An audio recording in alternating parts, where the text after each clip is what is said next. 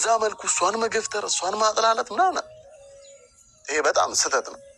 እኔ በሰዓቱ ቪዲዮን እያየሁት ቪዲዮ ደቅኜ ቀጥታ ለኢሳ ራይዝም ነው ስል ነበር ይዞኝም አያውቅም እና ይሄ የሆነበት ስለ ፍቅር ላስተማሪ ነው። የለም ባለ አንደበቴ ማፍቀርን አይቻለሁ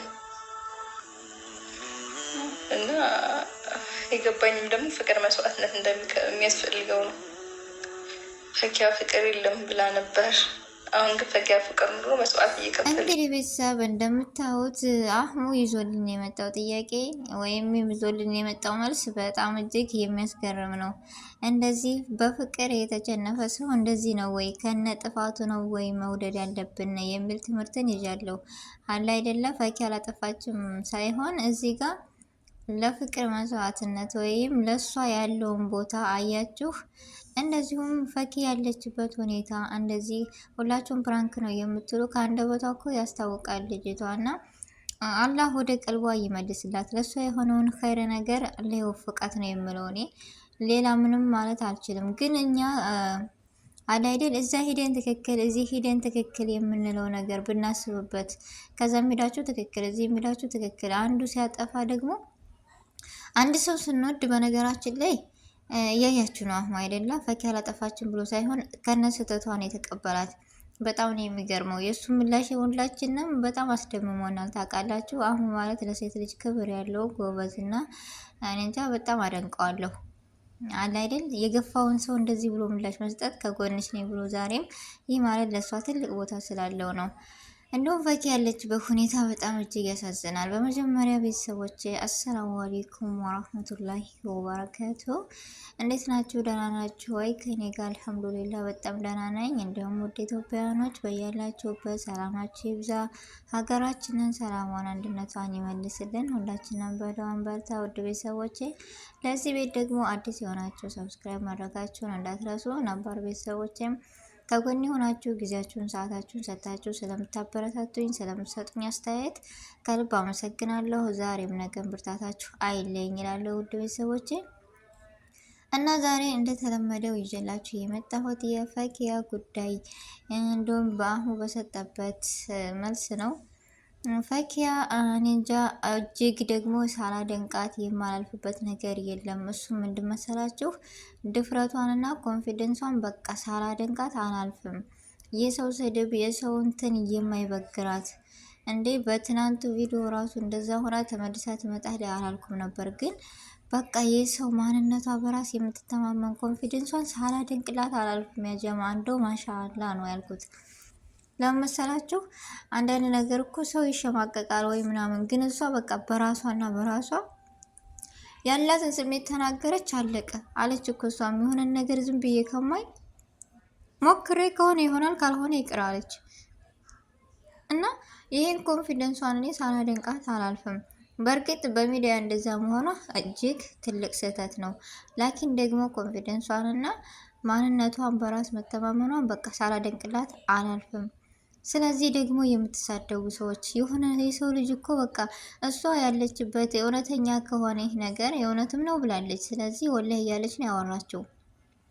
ያለችበት ስሜት ከባድ ነገር ነው እና ስለዚህ ያልደረሰበት ሰው ሊረዳት አይችልም፣ የደረሰበት ሊረዳት ይችላል። ስለዚህ በቃ የሰው ልጅ ስህተት ሰራ አንድ ጊዜ እሷ በዛ ስሜት ሆና ሊገፋፋት ይችላል። ተሰራ ተሳሳተች፣ ለምን እንሳደባለን? በቃ ሂዳ ይስጣት፣ ወደ ራሷ ትመለስ እያልን ዱዓ እናደርግላት። እኔ ሰውን ሰድበን ምንም ነገር በእርግጥ አናዳናለች፣ ስሜታ ይሆነናል። ግን ካላስ በቃ አንድ ጊዜ የሰው ልጅ ተሳሳተ። እኔ ኮንፊደንሷን ዛሬም ነገም አደንቅላታለሁ ፈኪን። ኢሳም እንዳያችሁት አህሙ የይቅርታ ጥያቄ ወይም የይቅርታ ቪዲዮ ፈልጋለሁ ብሏል። የሚሰራ ይመስላችኋል ወይስ አይመስልም? ምን ትላላችሁ? ምክንያቱም ልጁ የሆነ በራሱ ኮንፊደንስ ያለው ልጅና የሆነ እኔ እንጃ ብቻ ኢሳም ማለት ከባድ ነው። ይሰራል ወይስ አይሰራም አላውቅም። ብቻ ሲግምታችሁን በእናንተ ጥፋት አለው ብላችሁ ታስባላችሁ እሱን ወይስ አታስቡም? እስኪ ዞር ብላችሁ ያይኔ አስተንትኑበት፣ እሰቡበት። ያጀማ እኔ እንደራሴ ፈኪያን እወዳታለሁ፣ አከብራታለሁ። ግን የሆነ በሄደችበት መልስ ነው የሰጣት ብዬ አስባለሁ። መገፍተሩ ትክክል ባይሆንም ግን በስነ ስርዓት ያይን ቁጭ አድርጎ ለምን አላወራትም? ለምን ተገቢ ምላሽ አልሰጣትም ነው ያላችሁት። ያንን እኮ የሚያደርገው የሆነ ተስፋ ሲኖረው ምናምን ነው።